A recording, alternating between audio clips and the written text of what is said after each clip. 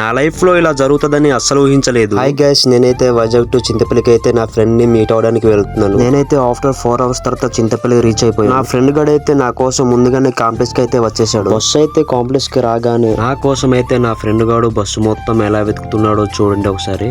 నేను రాలేదని ఎలా కూర్చున్నాడో చూడండి. నేనైతే నా ఫ్రెండ్ కి సర్ప్రైజ్ ఇద్దామని తనకి కనబడకుండా వెళ్ళాను. నన్ను చూసిన వెంటనే నా ఫ్రెండ్ అయితే నన్ను మిస్ అయిపోయానని ఒక చిన్న పిల్లవాళ్ళలాగా నన్ను పట్టుకొని ఎలా ఎమోషనల్ అవుతూ ఏడుస్తున్నాడో చూడండి.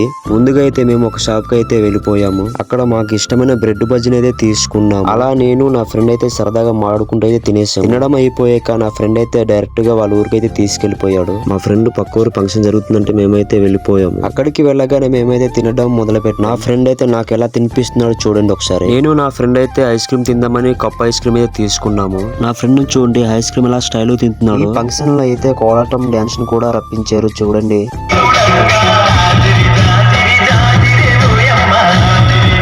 మొత్తానికైతే నేను నా ఫ్రెండ్ ని కలిసాను. నాకైతే చాలా హ్యాపీగా ఉంది.